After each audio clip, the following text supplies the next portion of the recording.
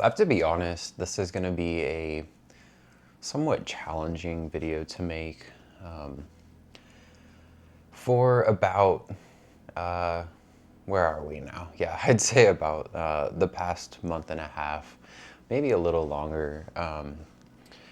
I've been dealing with, I would say, probably the worst OCD flare-up that I've had in my life. At least as bad as I can remember, especially in my adult life with just adult responsibilities. And I feel like I'm at a place in the journey of recovering from this now where I at least feel comfortable enough to talk about it. And I don't feel pressured to talk about it. I really actually feel called to share this with anyone who's watching this. Because this is real, this is part of my life, this is a part of many people's lives who also struggle with OCD. I kind of want to share what I've been experiencing, how it's been showing up for me, and how I'm working on recovering from it each and every day, and what I'm learning in this process too. And of course, before going any further, as with everything I share on this channel, especially when talking about mental health conditions, I share about my autism a lot, I share about my anxiety a lot. And in this video, I'm sharing about my OCD. This isn't medical advice. This is simply me sharing my experience and what I'm learning. And of course, if you're dealing with this or you know someone who's struggling with this, it would be my advice to seek out a mental health professional who can absolutely help on your path to recovery with this. And that's something that I really had to learn in this past month and a half, that it's okay for me to get outside help. In fact, it was what I needed to get out of this. So I think I'll start here, just kind of explaining how OCD shows up for me. I don't want to get into too many specifics because it is really personal, and a lot of the just the things that I experience with my OCD are really challenging, and I'm currently working through them right now.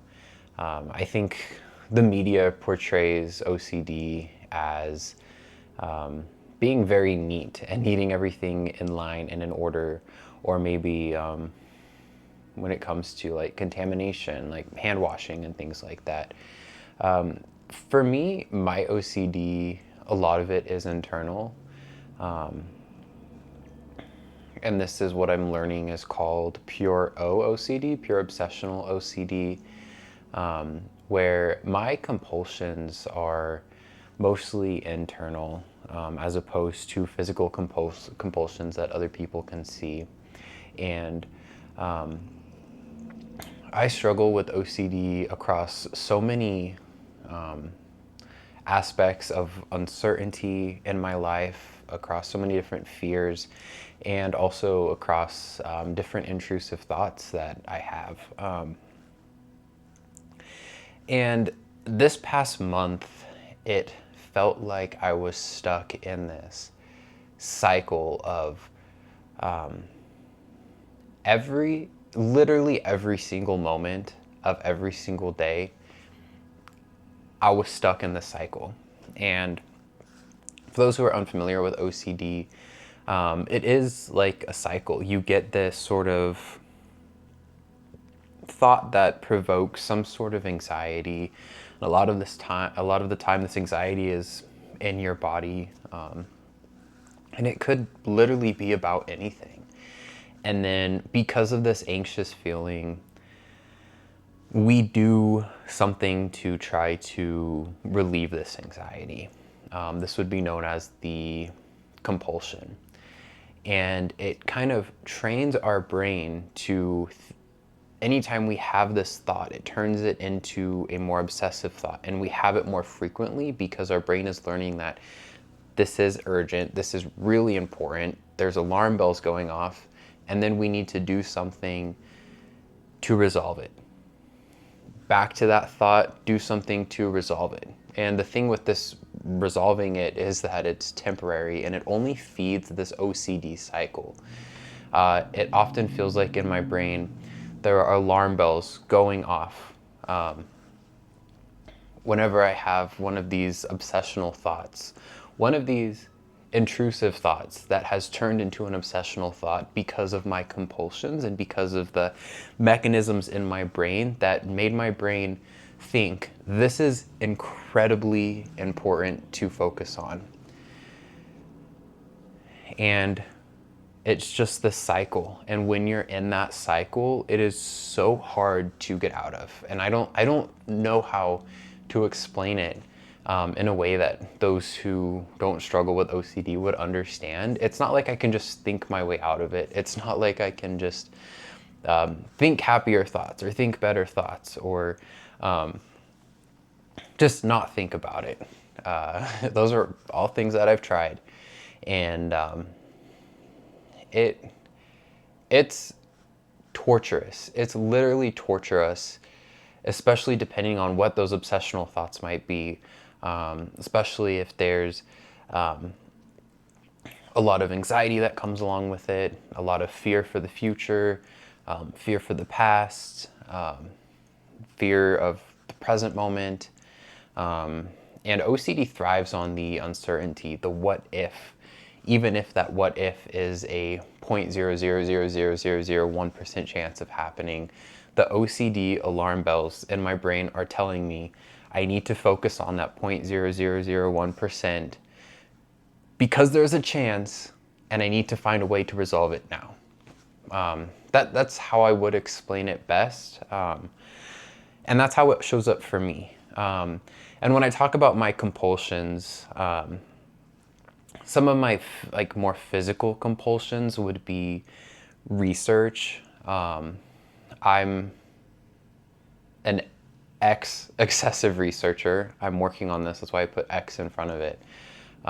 Anytime I would have some sort of anxious thought or something that felt unresolved in my brain, I would spend hours and hours and hours researching it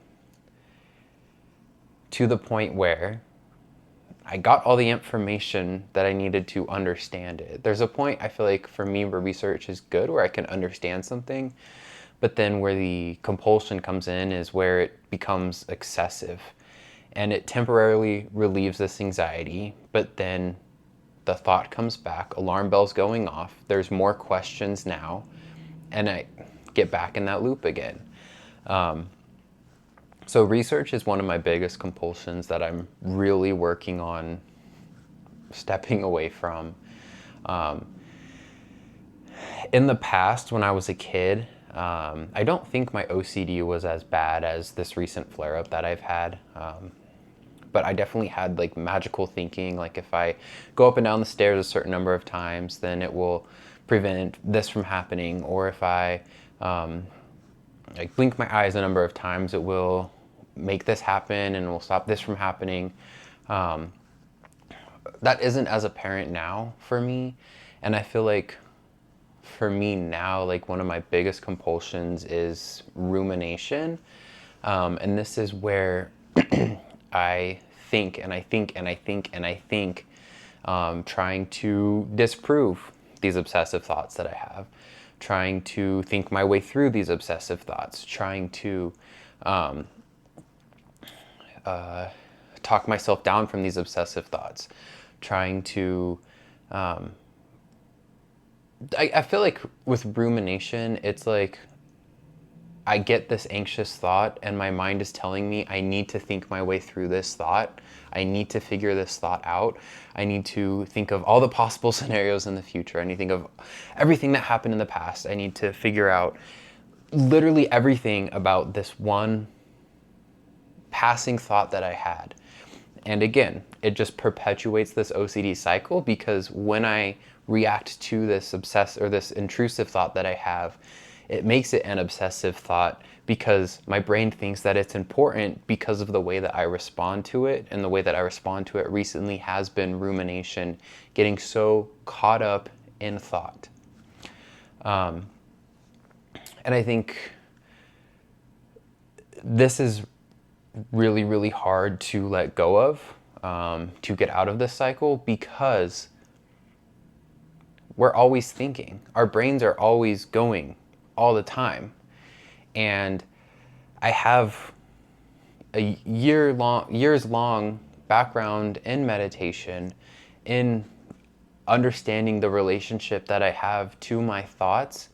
And even with that background of meditating for like 7 or 8 years now daily, and really understanding what goes on in my brain, I still struggle with OCD. And that just shows that there's a lot more to it,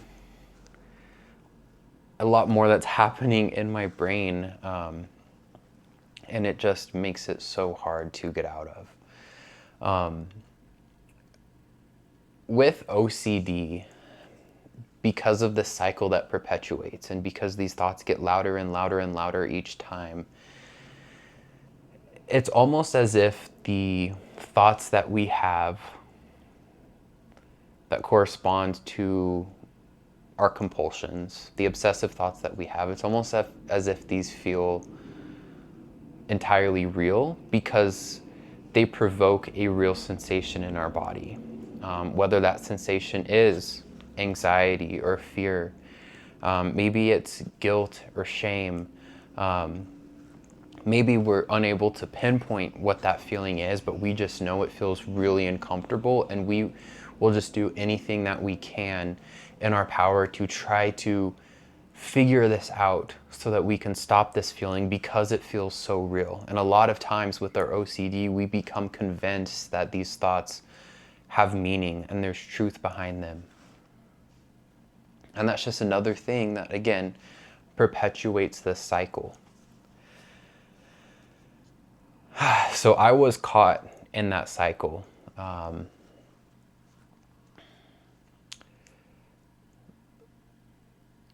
And when you're in it, it feels like that's how it's going to be for the rest of your life. You cannot see a way out of it when you're in the cycle.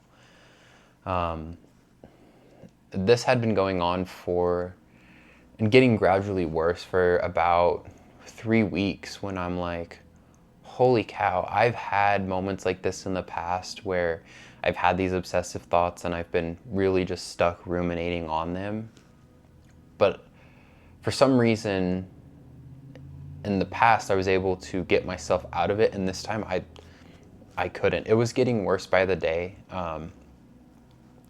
And I feel a little bit of shame even sharing this. I think it's just like my own internalized stigma that I have around mental health. But like, I struggled to get out of bed in the morning for these 3 weeks. I was barely able to do any work.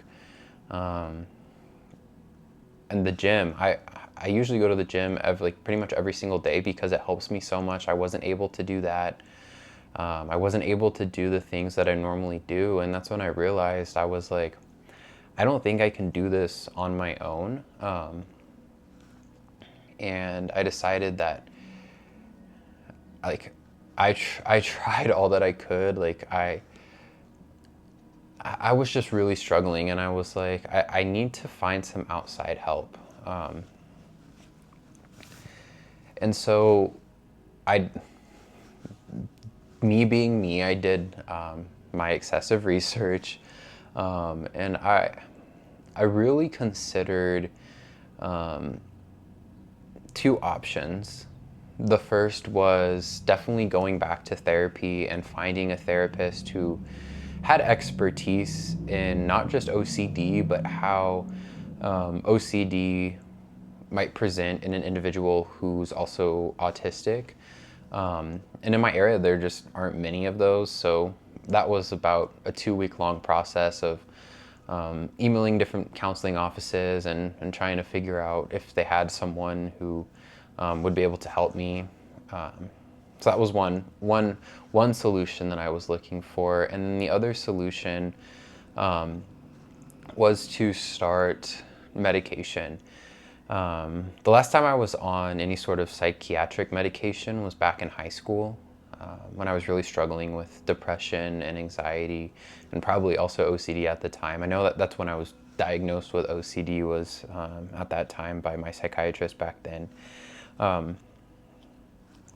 And I don't know, I felt like this decision was a long time coming. I've contemplated starting medication for my anxiety for a few years now, and I had a lot of beliefs around it that I now realize were, again, based on my own stigma that I had around taking medication. I was really worried about the side effects. I didn't want it to make things worse for me. And of course, like I'm always open to, I guess, like the quote unquote natural remedies and stuff. And I do think that those can be incredibly helpful. But I was at the point where I've tried all of those and they helped to an extent, but I needed something more. And I don't feel like I need to justify my decision to start medication, but I think that there might be some people who had similar beliefs to me who might benefit from this. And so I just wanted to share my experience with this. And so I decided, like, I was at such a point where I'm like, I don't know what else to do. I need something. I need something to fix this because everything else isn't working. And so I found a psychiatrist and I started on a medication to help treat my OCD. And I don't want to talk too much about the medication aspect because, again, I mentioned this at the beginning of the video, I'm not a medical professional. And if this is something that you're considering, definitely reach out to your doctor or a psychiatrist to get more information on this. And they will have so much more information about how it can help you and what kind of medication can help you. But I'm little over, like, I'd say like 3 weeks and a few days into that medication that I started to treat my OCD at the time of me filming this video, and I'm already noticing so much improvement. It honestly gives me chills to share this because starting the medication was incredibly scary. I didn't want it to make things worse. I didn't know how it would interact with my brain. And there definitely were some side effects, especially when starting out and increasing my dose. For me, it was feeling nauseous, some mild headaches, and just a little bit of difficulty with staying asleep at night. Most of those have since subsided, and I'm realizing now that even if I still had those side effects, like, the benefit that I'm getting now, just 3 weeks in, I would take that, even with the side effects. And with the medication that I'm on, it can take upwards of like 6 to 12 weeks to feel the full effect from it. And just considering that it's been 3 weeks and I'm already noticing improvement, I feel really hopeful about it. I'm noticing more like distance between these obsessive and intrusive thoughts that I've been having. It's not literally every minute having this thought. It's more maybe every few hours. And then when I have this thought, I notice a little bit more space between myself, my actions, my reactions, and this thought, so that I can choose a better reaction. And that kind of leads me to my next thing, which is Finally finding a therapist who specializes in, or who has a lot of background in treating OCD. Because sometimes just like standard talk therapy can just actually make that OCD cycle worse if you're especially like seeking reassurance, or if the way that they're trying to treat it is causing you to, I guess, sort of interact with that OCD thought. Because what I'm learning is that with OCD and with these intrusive thoughts that become obsessive thoughts, the best way to release them, to tell our brain that it's okay, is to do nothing with them.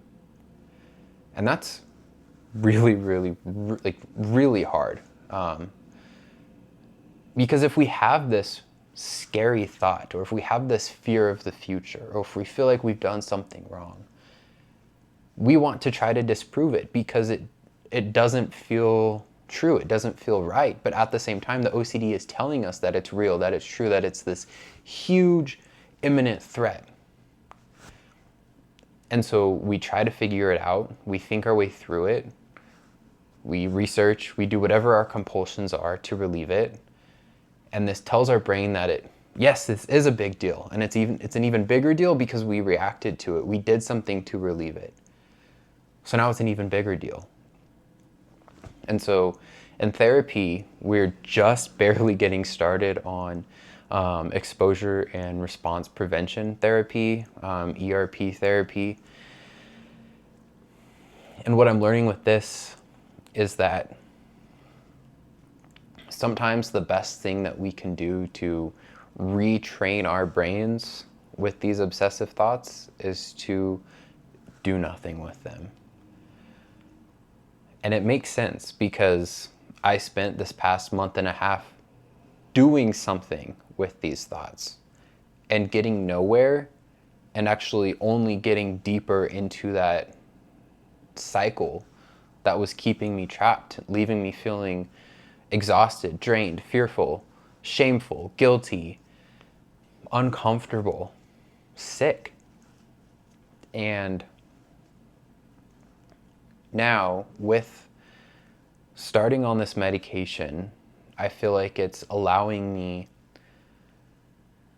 the mental space that I need to do the work, to retrain and rewire my brain with these obsessive thoughts that I've been having, and then learning now that I don't need to think my way through these thoughts. I don't need to disprove these thoughts. I don't need to do whatever the compulsion was that I've been doing for these thoughts. And as I'm saying this, I'm realizing that I'm making it sound a lot easier than it is. This is something that's going to take me a long time to figure out. And I'm just now starting to understand this so that I can apply it into my life. And with all that said, I'm realizing that this makes a lot of sense, especially with my background in meditation, and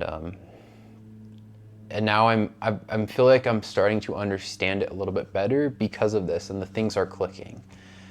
In meditation, what I've learned is that we have to just watch our thoughts pass, kind of like it's just like a cloud passing by on a sunny day. And we can't control this cloud. It's just doing what it's doing. But we're the ones watching this cloud go by. And then there's another cloud that goes by. And then there's another one. And of course, this happens much faster in our brains, but I'm just using this analogy to put like a picture to it. We can't control these clouds, just as we can't control our thoughts. What we can control, and I know a lot of times it feels like we don't have control over this, but I'm learning how to have more control over this, is our reaction and our response to these thoughts, to these passing clouds. I can judge each cloud like, oh, I hate that cloud. That cloud is really, really, really scary. That cloud makes me feel really fearful for the future. That cloud makes me feel like the world is ending. And we can do that with our thoughts. We can also judge the clouds positively, like, oh, I think that's a beautiful cloud. Or we can just watch them. That is a cloud, without judgment, with neutrality. Look, there's a cloud. Funny how the sky has clouds right now. I guess that's just what it does. Funny how my brain is thinking this right now. That's just what it does.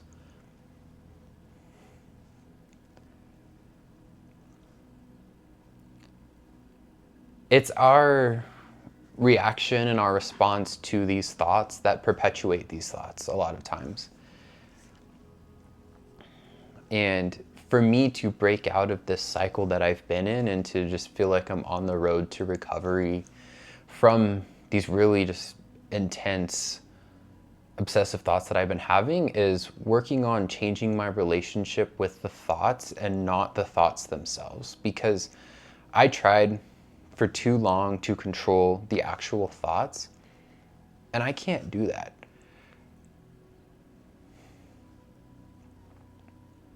Our brains will think without us doing anything. And we can't control this thinking as much as we want to. And as an anxiety sufferer myself, I want to control my thinking all the time. But I can't do that. And when I do that, it only makes me feel worse.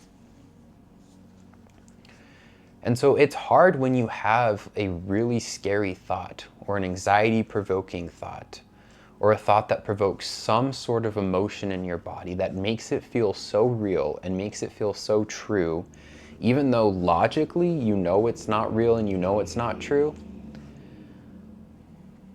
OCD does not listen to logic. OCD thrives on that uncertainty and that feeling that you have in your body. And even if we have those thoughts, that's just our brain doing what it does. And we don't need to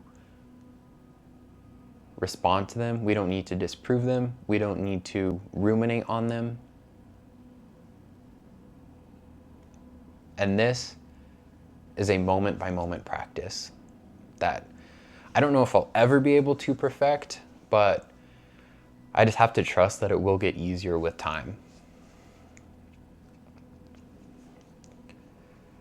And I will say this, that the recovery from this OCD flare-up has definitely not been just a straight line of progress.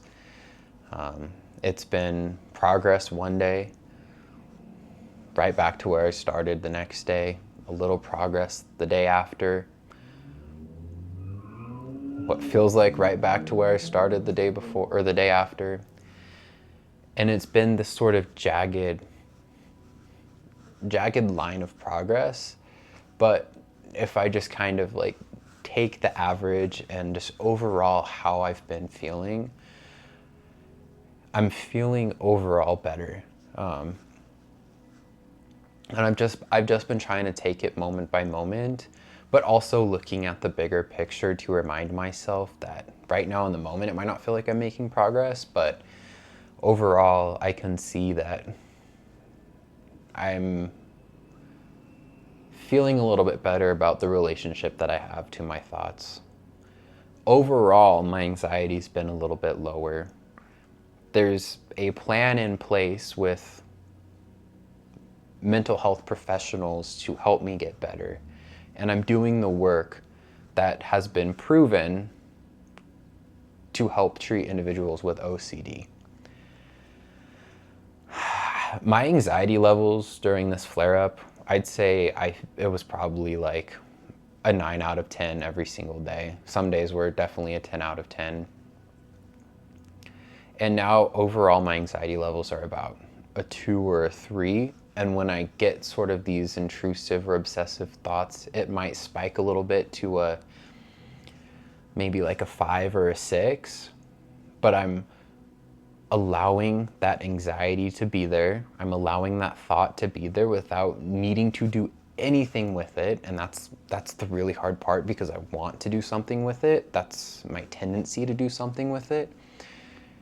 And instead I'm watching the anxiety spike. And then once my brain realizes that this actually isn't a threat, because I'm not responding to it, because I'm not reacting to it, because I'm not trying to do something to resolve it, the anxiety comes back down. And I think having this sort of like visualization of watching the anxiety spike with the thought and then watching the anxiety come down once I do nothing with the thought, not even try to push the thought away, just literally do nothing when I have that thought, it makes it easier to visualize that, okay, the anxiety spiked when I have this thought. I'm not going to do anything about this thought. It's just a cloud passing by on a summer day. It's neutral. It's entirely neutral, even though our bodies and our brains feel like it's real. And I'm just going to watch the anxiety fall. And over time, this tells the brain that whatever this anxious thought that turned into an obsessive thought is, that it really isn't a threat. And this is where I am right now in my journey. And I